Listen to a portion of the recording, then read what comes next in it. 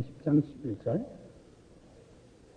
11절부터 끝절까지 봅니다. 내가 오늘날 네게 명한 이 명령은 네게 어려운 것도 아니요 먼 것도 아니라 하늘에 있는 것이 아니니 네가 이르기를 누가 우리를 위하여 하늘에 올라와서 그 명령을 우리에게로 가지고 와서 우리에게 들려 행하게 할고 할 것이 아니요 이것이 바다 밖에 있는 것이 아니니 네가 이르기를 누가 우리를 위하여 바다를 건너가서 그 명령을 우리에게로 가지고 와서 우리에게 들려 행하게 할고 할 것도 아니라 오직 그 말씀이 네게 심히 가까워서 네 입에 있으며 네 마음에 있은즉 네가 이를 행할 수 있느니라. 보라, 내가 오늘날 생명과 복과 사망과 화를 내 앞에 두었나니 곧 내가 오늘날 너를 명하여 네 하나님 여호와를 사랑하고 그 모든 길로 행하며 그 명령과 규례와 법도를 지키라는 것이라. 그리하면 네가 생존하며 번성할 것이요 또 네 하나님 여호와께서 네가 가서 얻을 땅에서 네게 복을 주실 것임이니라. 그러나 네가 만일 마음을 돌이켜 듣지 아니하고 유혹을 받아서 다른 신들에게 절하고 그를 섬기면 내가 오늘날 너희에게 선언하노니 너희가 반드시 망할 것이라. 너희가 요단을 건너가서 얻을 땅에서 너희의 날이 장구치 못할 것이니라. 내가 오늘날 천지를 불러서 너희에게 증거를 삼노라.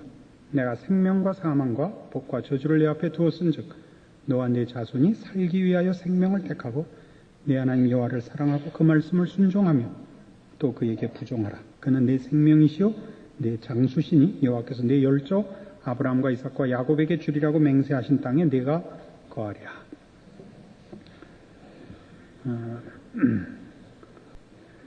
아까 하던 얘기를 계속할 게 또 아직 남았습니다. 박동준 목사님이 이제 개척하는 교회에서 하루는 설교를 끝내고 예배를 마치고 나니까 어떤 분이 오셔서 인사를 하시더래요. 내가 어떤 교회에 나가던 어느 교회 장로까지 하던 사람인데 분당에 이사 와서 교회를 선택하려고 여러 교회를 다니다가 오늘 여기까지 왔는데 내 생전에 이런 설교는 들어본 적이 없노라고. 그 생전에 들어본 적이 없는 설교가 직계 아니고 제 설교 이제 그 책대로 하는 거예요. 근데 박동준 목사님이 뭐라 그랬느냐면 그 다음이 웃기는 거예요. 이런 설교요? 전 매일 할 수 있어요. 그래서 그 장로님 그 교회 잘 나오신대요. 그럼 됐죠 뭐. 어떻게 말을 그따구로 해요. 그러니까 세상엔 참 기인이 많고 문화가 다르고 생각이 다른 사람이 많다. 그런 생각을 요새 합니다. 그게 남의 교회 얘기만이 아니고 우리 교회도 그렇다. 그런 생각을 하죠. 이제 교회가 어떤 데로 자꾸 가야 되느냐 하면 일자라는 교회, 일사불란한 무슨 어떤 조직체로 가려고 그러지 말고 자꾸 가정 같아져야 됩니다. 가정 같아져야 된다는 걸 잊지 마십시오. 괜히 무반주 노래 하나 하는 바람에 말이죠. 옆으로 새했습니다. 오늘 이 신명기 30장 11절에서 20절까지 말씀은 우리가 여태껏 이 신명기 내에서 이런 식의 경고, 말하자면 하나님의 말씀을 듣고 순종하면 네가 이렇게 복을 받고 하나님을 외면하고 다른 신을 섬기고 거역하면 이런 벌을 받을 것이라 이런 얘기는 거듭해서 나옵니다마는 이런 것들은 반복적이기도 하면서도 할 때마다 그렇게 반복하는데 놓쳐서는 안 되는 어떤 중요한 내용들이 새로울 건 없지만 그러나 다시 한번 강조되는 것을 봅니다. 오늘 이 내용에서 얘기는 뭐냐면 하나님께서 이스라엘 백성 앞에 복과 저주를, 생명과 사망을 그 앞에 놓고 있습니다.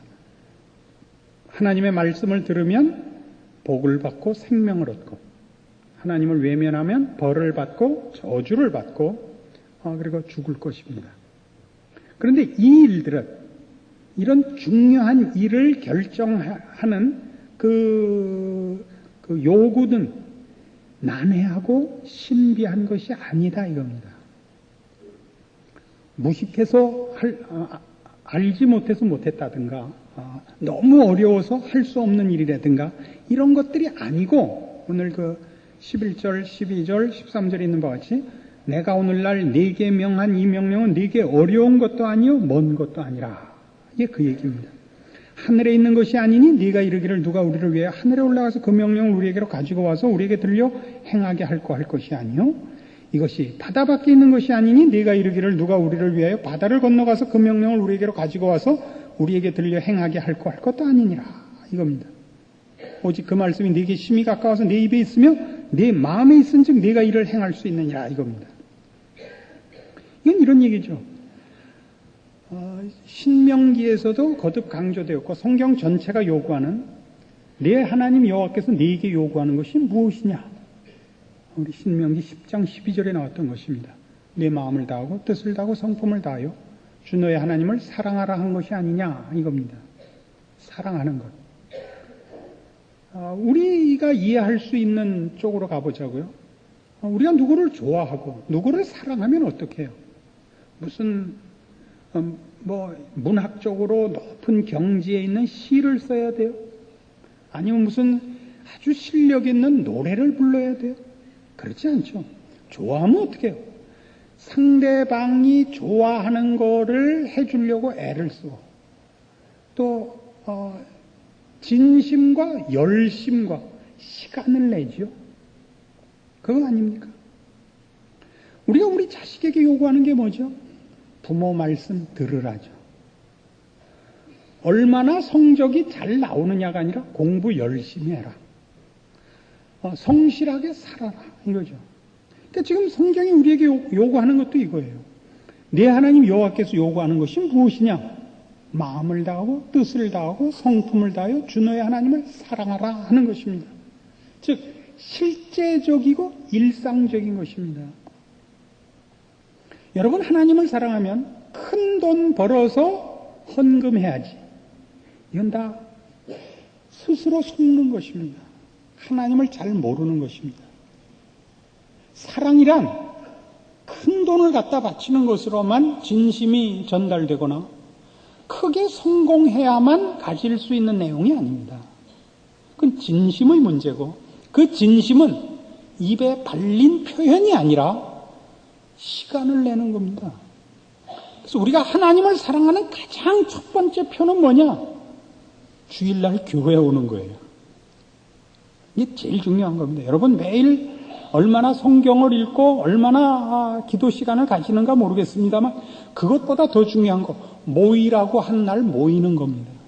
오셔서 주무시는 데 대해서 전혀 저는 불만이 없습니다. 오죽 마음의 은혜가 충만하면 주무시겠습니다. 그리고 들어도 모르는 설교는 주무시는 편이 서로가 좋습니다. 하는 사람도 부담이 없고 듣는 사람도 부담이 없습니다. 나오는 것이 제일 중요합니다. 혹은 이렇게도 얘기합니다. 아직 다 하나님 앞에 나갈 만큼 준비가 안 돼 있는데 이런 상태로 무슨 교회를 가느냐. 스스로 속지 마십시오. 완벽해져서 교회를 가겠다. 하나님 앞에 나도 뭔가 보일 수 있는 만큼 자리가 돼서 나가겠다. 이런 식은 사실은 스스로 속이는 것입니다. 좋아하면 말이죠. 누구를 좋아하면 상대방 앞에 설 자격이 없어도 보고 싶어서 몰래라도 가서 보는 거예요. 상대방은 나를 못 봐도 나는 숨어서라도 상대방을 봐야 되는 거예요. 어떻게 하냐고요? 다 그런 과정을 지나왔다 이겁니다.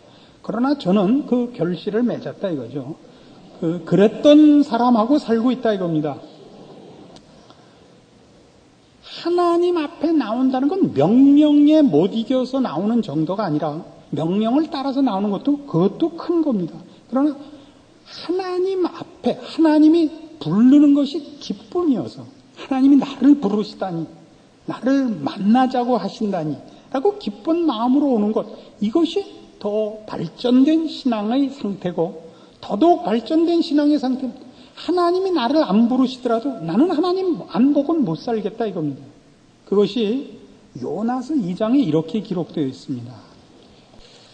구약성경 1288페이지 요나서 2장 1절 이하의 말씀을 봅시다.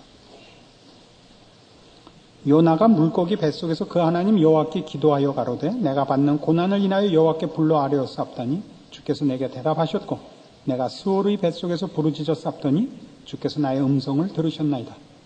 주께서 나를 깊음 속 바다 가운데 던지셨으므로 큰 물이 나를 둘렀고 주의 파도와 큰 물결이 다 내 위에 넘쳤나이다.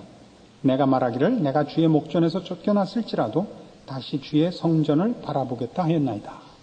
아주 중요한 그 요절입니다. 2장 4절이. 이 2장 4절이 저한테는 개인적으로 조금 사연이 있는 구절입니다. 제가 젊었을 때 제가 나가던 교회에 아주 신실한 믿음의 선배들이 있으셨습니다. 이 믿음의 선배들이 정말 보기 드물게 젊은 시절을 하나님 앞에 헌신하고 기도 생활을 하며 성경을 읽고 깨우치고 그대로 살려고 애를 쓰고 전심으로 노력을 하던 그런 몇몇 선배들이 있으셨는데 그 중에 한 분에게 어떤 은사가 내려서 신유의 은사를 받았습니다. 그 선배가 기도를 하면 병이 낫는 거예요. 그런데 그 같은 그룹 속에 다른 한 선배가 그게 시기가 난 겁니다. 그래서 뭐라고 확 말을 해버렸냐면 네가 받은 은사는 하나님으로부터 온 것이 아니라 사탄으로부터 온 것이라 라고 사실은 확실치 않은 본인이 분명하지 않은 질투로 인한 일종의 뭐라 그래야 됩니까? 뭐라 그래요? 이럴 때는 악담을 한 거죠. 근데 그 말을 들은 그 선배님이 그 말이 질투에 의한 것이라는 걸 분명히 느꼈는데도 본인은 그래도 한번 확인을 해봐야 될 거 아닙니까? 그래서 하나님 앞에 내가 받은 은사가 하나님으로부터 온 것이면 확인시켜 주십시오라고 했는데 확인을 안 시켜주시는 겁니다. 그래서 예를 들면 내일 아침에 7시 전에 잠이 깨면 하나님으로부터 온 은사고 7시 후에 깬 거면 이게 마귀로부터 온 것인 줄 알겠나이다 하고 수면제 먹고 자보면 7시 정각에 깨서 이쪽인지 저쪽인지 모르게 되고 답이 안 오는 거예요. 그래서 이 양반이 2년을 고민을 했습니다. 다른 아무것도 하지 못하고 내가 가진 은사가 하나님으로부터 온 것이냐 사탄으로부터 온 것이냐 그게 점점 어디로 가겠어요? 나는 정말 하나님의 자식이냐 사탄의 자식이냐 하나님이 나를 자기의 자녀로 인정하시느냐 아니냐 이런 근본적인 문제로 들어간 겁니다. 수도 없이 기도하고 수도 없이 매어 달리고 정말 많은 고민의 시간을 가졌습니다. 그리고 2년이나 지나서 어느 날 성경을 읽다가 이 요나서 2장 4절에서 그 답을 얻은 것입니다. 그 답이 뭐죠? 내가 말하기를 내가 주의 목전에서 쫓겨났을지라도 다시 주의 성전을 바라보겠다 하였나이다. 여기서 답을 얻은 것입니다. 그게 뭐죠? 내 신앙은 내가 하나님께 열심을 부리면 하나님이 나에게 복 준다. 그럴 때면 내가 하나님 편을 들 것이냐. 이것이었습니다. 하나님이 나를 버리고 우리가 이해하기 좋게 얘기를 하자면 내가 하나님 편을 들고 있는데 어느 날 밤에 하나님이 찾아오셔서 얘 아무개야. 나는 너를 택하지 않았다. 너는 내 백성이 아니다. 근데 네가 너무 내 편을 드니까 내가 미안해서 알려주러 왔다. 그러면 하나님 없다 그럴 거냐 이겁니다. 이 선배가 여기서 신앙의 진일보를 하고 모든 답을 얻은 것입니다. 하나님이 나를 사랑하느냐 안 하느냐를 확인할 것이 아니라 내가 하나님을 사랑하고 하나님이 계신 것을 알고 하나님이 누군지를 아는 이것을 내가 부인할 수가 없지 않느냐. 내가 하나님을 편들었는데 하나님이 나를 쫓아낸다 할지라도 하나님이 계신 것과 하나님이 누구이신가를 내가 아는 이상 어떻게 그것을 부인하며 반대 행위를 하며 하나님을 거스를 수 있단 말이냐. 여기서 답을 얻었습니다. 주여 내가 주의 목전에서 쫓겨났을지라도 내가 다시 주의 전을 바라보겠나이다. 이것이 가장 고급한 신앙의 경지죠. 물론 하나님이 우리의 신앙 행위에 대해서 보상을 할지 안 할지 모른다 라든가 우리가 하나님을 사랑하고 좋아하고 하는 것이 그 짝사랑일 수 있다. 이런 가능성을 얘기하자는 것이 아닙니다. 하나님이 우리에게 요구하는 건 이겁니다. 보상 때문에 사랑하는 것이 아니에요. 그렇죠? 하나님이 우리에게 베푸신 사랑도 우리를 사랑하고 우리를 구원해서 무엇을 얻자는 것이 아니셨듯이 우리에게 요구하는 신앙의 최고의 반응도 하나님 당신에 대한 우리의 진심의 사랑이어야 옳다 이겁니다. 이것이 가장 고급한 신앙의 경지죠. 물론 이것 때문에 그 전에 매 맞을까봐 지옥 갈까봐 무서워서 믿는 것 이것을 괄세해서는 안 됩니다. 사람은 신앙을 그렇게 시작하는 것입니다. 그래서 이 경지까지 와야죠. 물론 그러나 그렇게 오는 것을 뭐라 그러자고 이 고급한 경지를 강조하는 것이 아닙니다. 우리가 가진 신앙은 결국은 가장 궁극적으로 그 완성의 자리에서 이 자리로 가야 하고 그런 차원에서 우리가 가지는 하나님에 대한 사랑은 아까도 서두에 말씀드렸듯이 진심과 열심과 시간을 들이는 것입니다. 여러분의 일상생활 속에서 여러분의 실제적인 삶의 정황에서 얼마나 하나님을 모시고 살고 하나님 앞에 기쁘게 보이려고 애를 쓰는가 이렇게 물으셔야 되는 겁니다. 이것이 여러분 자신에 대한 신앙 점검입니다. 늘 얘기하듯이 우리의 일상생활에서 시간과 장소를 잘라내서 종교적인 형태와 종교적인 명분의 시간을 확장하는 것을 신앙이라고 그러지 않습니다. 예수 믿는 시간과 일상생활을 하는 시간이 이렇게 구별되어서는 못 쓰는 것입니다. 우리의 모든 존재하는 것, 생각하는 것, 결정하는 것, 반응하는 그러니까 우리의 삶이 하나님의 백성으로서 하나님을 모시고 하나님을 기뻐함으로써 사는 그것이어야 옳습니다. 그것이 말하자면 여기서 얘기하는 오늘 우리 신명기 31장에서 요구하는 바로 그겁니다. 내가 네게 요구하는 게 뭐냐? 네 마음을 나에게 바쳐라 이겁니다. 네 마음을 나에게 바쳐라.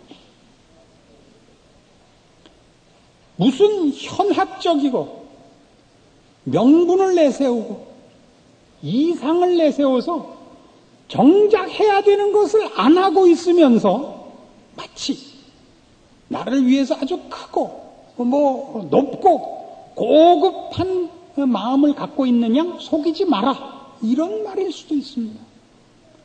그러니까 여러분이 하나님을 사랑하고 하나님의 백성이다 그러면 뭐부터 해야 된다고요? 시간을 내시라고요. 정해진 시간. 어떤 정해진 시간? 주일날을 구별하십시오. 이날은 너희에게 성일이라. 이날은 다 내 앞에 모이라.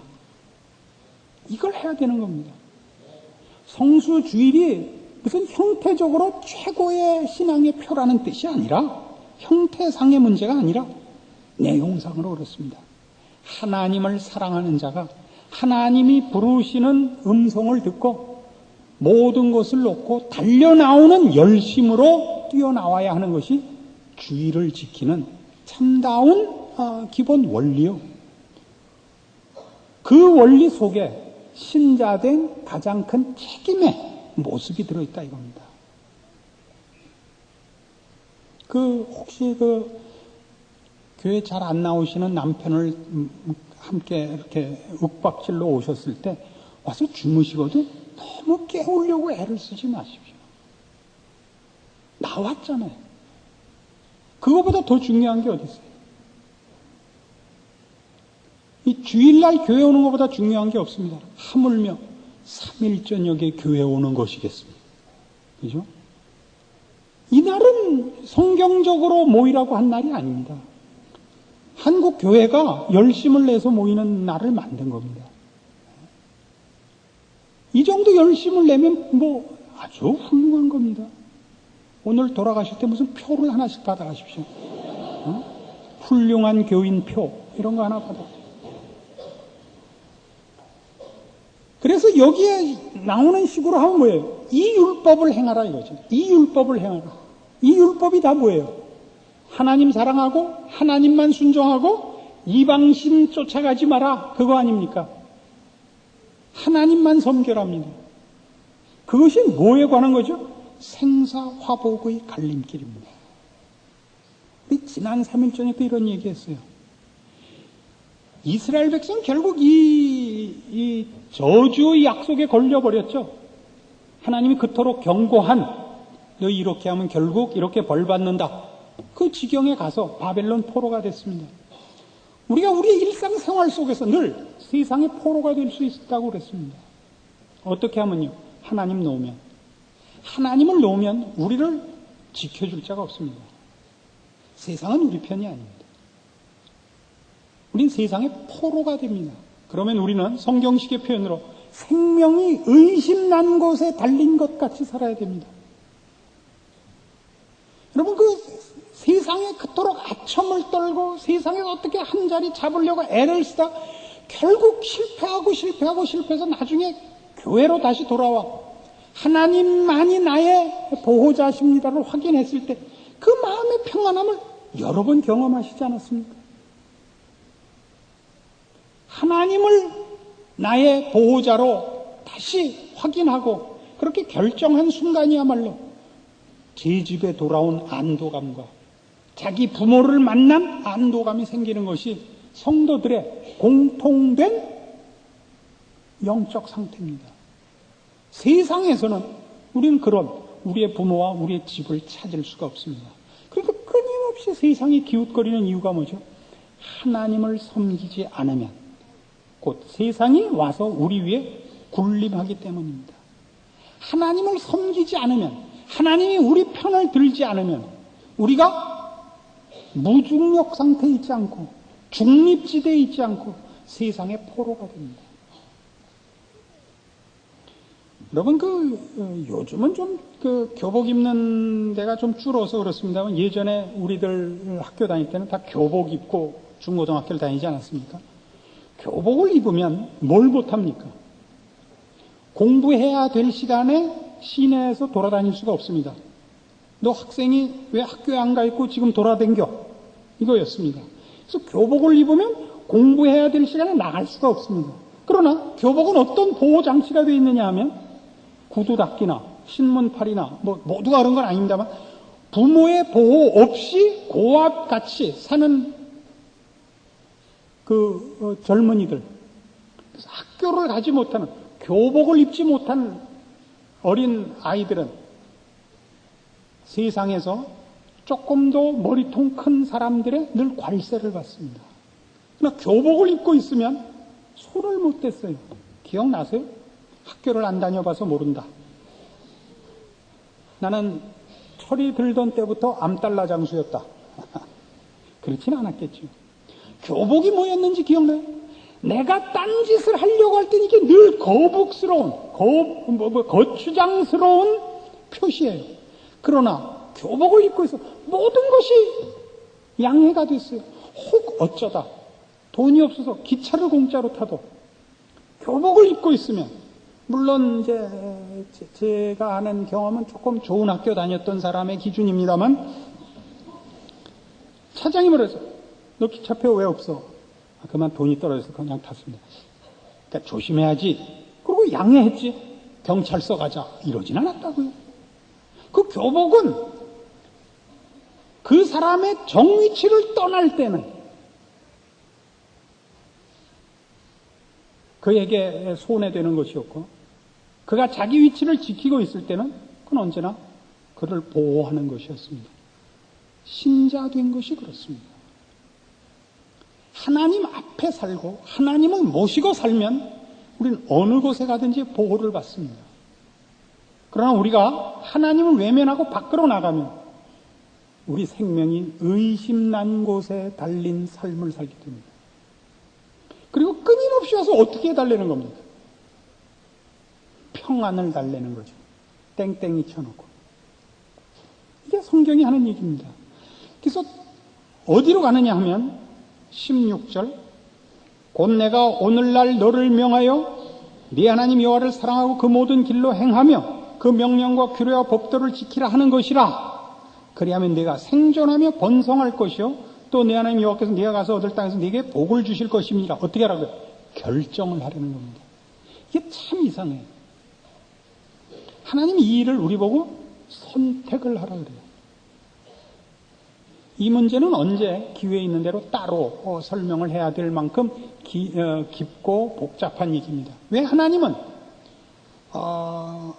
주권자시며 온 우주 만물의 주재자시며 우리를 만드신 하나님이면서 왜 우리에게 선택을 강요하는가? 아주 쉽게 간단하게 대답을 하자면 우리를 인격적 존재로 사랑의 대상으로 취급하시기 때문에 그렇다. 이렇게는 몇 번 말씀드렸습니다. 하나님께서 우리를 대등한 인격적 존재로서 권위적 차원에서 대등하다는 것이 아닙니다. 사랑과 믿음을 나누는 인격적 존재로 취급을 하시기 때문에 그렇습니다. 그래서 우리에게 이걸 선택하라 그럽니다. 결정하라 그럽니다. 그 선택하라 결정하라는 난 그렇게 하기로 약속합니다. 이런 말을 얘기하는 것이 아닙니다. 이 결정은 그 결정이 우리의 삶을 규정지어라 이겁니다. 여러분이 하나님을 사랑하면 그리고 이 생사화복의 이 갈림길에서 생명과 복을 얻기를 원하면 그렇게 살라 말입니다. 어떻게 해요? 하나님을 모시고 살라 말입니다. 어떻게 해요? 기도원 가지 말고 목사 되지 말고 여러분의 일상생활을 여러분의 인생을 하나님이 기뻐하시게 살라 말입니다. 명분을 걸어서 신앙행위를 하거나 형태적 차원에서 신앙이라는 이름으로 여러분이 해야 될 책임을 그걸로 넘겨버리려고 하지 마시고 시간과 진심과 열심을 기울여서 하나님이 기뻐하시는 것을 원리와 내용과 목표로 삼는 삶을 사십시오. 일상적인 삶입니다. 지지고 볶는 세상 사람과 조금도 다를 것이 없는 한 인생을 사는데 그 지지고 볶음을 하나님을 의지하여 하나님 앞에서 하나님이 기뻐하시는 것을 목적으로 두고 그의 도우심을 구하며 그만 의지하여 그렇게 살도록 결정을 하라 이겁니다. 이게 어렵습니다. 보기보다 어렵습니다. 노력하셔야 됩니다. 연습하셔야 됩니다. 거듭 강조하지만 여러분이 여러분의 삶을 하나님 앞에 바치지 못하는 것을 돌아와서 기도하고 성경 본 것으로 때우려고 해서는 안 됩니다. 성경 보고 기도하는 것은 하나님께서 무엇을 더 좋아하시는가? 하나님께서 어떤 분이신가를 확인하여 세상의 유혹과 위협을 이기기 위한 진실과 사실을 확인하는 측면에서 이루어져 있어야 되는 것이지 일상생활은 다 지고 돌아와 어떤 행위, 종교적인 몇 가지 형태와 행위에서만 나는 신자다라고 스스로를 속이고 하나님을 속이는 것으로 여러분을 변명해서는 안 됩니다.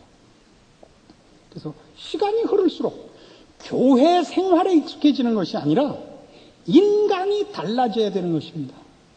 세상에 거짓된 것을 경험한 것만큼 세상의 유혹과 위협을 이기는 실력이 쌓여야 되고 하나님의 신실하심과 하나님의 은혜로우심과 기다리심과 하나님께서 요구하시는 거룩과 생명과 진리를 향하여 여러분의 마음이 더욱 많이 가고 그렇게 되기 위하여 노력하고 연습하고 훈련한 어떤 열매들이 나타나야 됩니다.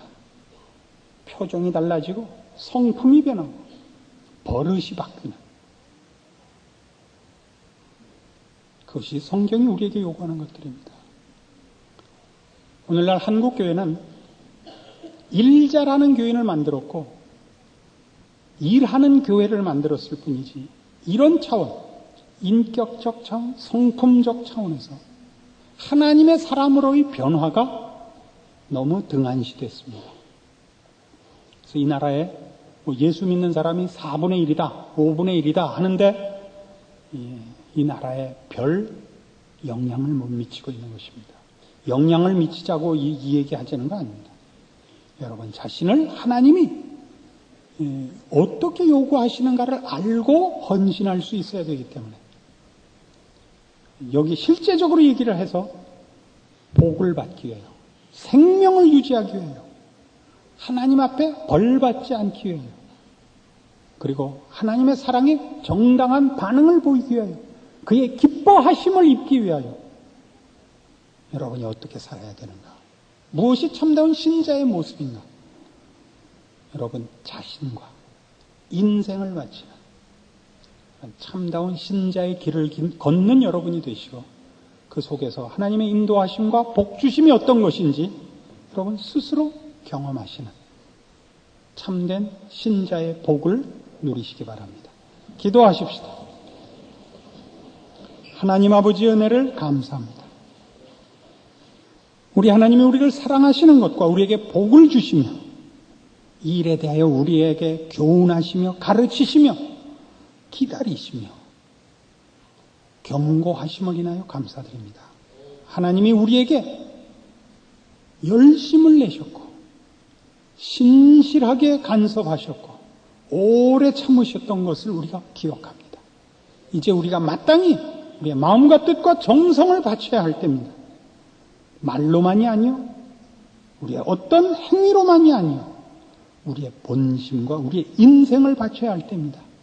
하나님을 모신 신자의 삶에 복된 것과 그 승리와 그 자랑과 그 영광을 우리로 알게 하사 주를 믿고 사는 성도의 삶에 복된 것을 귀로 듣지 말게 하시고 우리 스스로 누리고 간증할 수 있는 우리 모두가 되게 하여 주시옵소서. 예수님 이름으로 기도합니다. 아멘.